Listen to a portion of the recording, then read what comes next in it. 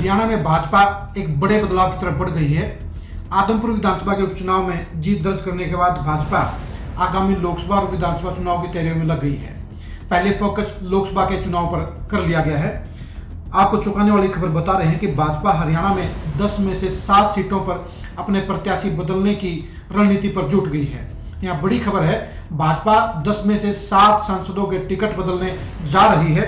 सिर्फ 3 सांसद ऐसे हैं जिनकी टिकट बचेगी उनमें करनाल के सांसद संजय भाटिया, फरीदाबाद के सांसद कृष्णपाल गुर्जर और गुड़गांव के सांसद राव इंद्रजीत शामिल हैं। जिन सांसदों की टिकट कट गई उनमें अंबाला के सांसद रतनलाल कटारिया, कुरुक्षेत्र के सांसद नायब सैनी, सिरसा की सांसद सुनीता दुग्गल, हिसार के सांसद ब्रिजेंद्र सिंह, रोहतक के सांसद अरविंद शर्मा और भिवानी महेंद्रगढ़ के सांसद धर्मवीर सिंह की टिकट कटने जा रही है। अब सवाल ये उठता है कि इन लोगों की टिकट क्यों कट रही है। सबसे पहले बात करते हैं अंबाला की। अंबाला के सांसद रतनलाल कटारिया की उम्र ज्यादा हो गई है और कटारिया की जगह बीजेपी किसी युवा चेहरे की तलाश में लग गई है। भाजपा अपने अंदर के नेताओं के अलावा दूसरी पार्टियों के मजबूत नेताओं का भी सर्वे करा रही है और वहां पर ऐसे चेहरे को तलाश रही है जो वहां पर लंबी पारी खेल सके। कुरुक्षेत्र के सांसद नायब सैनी को लेकर भाजपा में कोई परेशानी नहीं है, हाईकमान भी उनसे संतुष्ट है, लेकिन खुद नायब सैनी चाहते हैं कि वो अगला चुनाव न लड़े। वे इसकी बजाय नारायणगढ़ से खुद विधानसभा चुनाव लड़ना चाहते हैं, इसलिए वे अपनी जगह किसी दूसरे चेहरे की सिफारिश कर रहे हैं। भाजपा भी कुरुक्षेत्र सीट के लिए किसी नए चेहरे की तलाश कर रही है।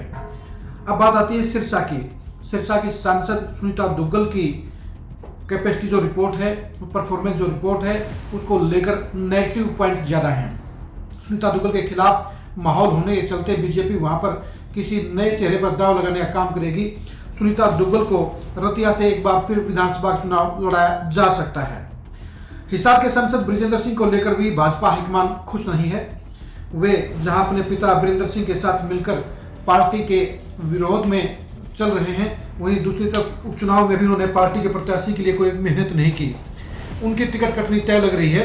ब्रिजेंद्र सिंह की जगह 2 तरह की कार्रवाई चल रही है। अगर जाट चेहरे को टिकट दी गई तो उसमें कैप्टन अभिमन्यु, ओम प्रकाश धनखड़ और सुभाष बराड़ा के नाम शामिल हैं। इसके अलावा गैर जाट कोटे से कुलदीप बिश्नोई की दावेदारी भी कतार में लगी हुई है। भिवानी महेंद्रगढ़ के सांसद धर्मवीर सिंह की टिकट भी कटने के पूरे आसार हैं। भाजपा उनकी परफॉर्मेंस को लेकर भी खुश नहीं है। उनकी जगह युवा जाट नेताओं की तलाश की जा रही है। इसके साथ साथ कहीं ना कहीं किरण चौधरी पर भी डोरे डालने के समाचार मिल रहे हैं। भाजपा रोहतक में उठफेर करने वाले सांसद अरविंद शर्मा की टिकट भी काटने जा रही है। अरविंद शर्मा के बागी तेवरों ने भाजपा हाईकमान को सचेत कर दिया है और इसलिए समय रहते अरविंद शर्मा के विकल्प की तलाश की जा रही है। अरविंद शर्मा मुख्य होकर मुख्यमंत्री के खास चहेते पूर्व मंत्री मनीष ग्रोवर के खिलाफ लगातार आग उगलते रहते हैं, इसलिए भाजपा के साथ उनकी पटरी बैठनी तय नहीं है और अरविंद शर्मा भी कहीं न कहीं पाला बदलने की कार्रवाई को भी अंजाम दे सकते हैं। भाजपा रोहतक के लिए किसी दमदार चेहरे की तलाश में जुटी हुई है। सोनीपत के सांसद रमेश कौशिक भी बदले जाने वाले प्रत्याशियों की सूची में शामिल हैं। रमेश कौशिक खुद भी अगली बार चुनाव नहीं लड़ना चाहते हैं। वे इसकी बजाय गन्नौर या राय से विधानसभा का चुनाव लड़ना चाहते हैं। भाजपा भी मोहनलाल बड़ोली या किसी दूसरे ब्राह्मण नेता को लोकसभा चुनाव के लिए मैदान में उतर सकती है। भाजपा आखिर ऐसा क्यों कर रही है? भाजपा सांसदों के प्रति फैले हुए नेगेटिविटी के प्रचार को रोकने के लिए और दोबारा से सभी 10 सीटों को जीतने के लिए मैदान में उतर रही है और उसके हिसाब से हर सांसद का प्रोग्रेस रिपोर्ट कार्ड बनाकर उसके हिसाब से टिकटें काटने और टिकटें बचाने के काम को अंजाम दिया जा रहा है। 3 सांसद भाजपा हाईकमान की परफॉर्मेंस की कसौटी पर खरा उतरे हैं, इसलिए संजय भाटिया, कृष्णपाल गुर्जर और राव इंद्रजीत की टिकटें बरकरार रहेंगी। बाकी 7 सांसदों रतनलाल कटारिया, नायब सैनी, रमेश कौशिक, सुनीता दुग्गल, ब्रिजेंद्र सिंह, धर्मवीर सिंह और अरविंद शर्मा की टिकटें काटे जाने की तैयारियां भी से शुरू हो गई है।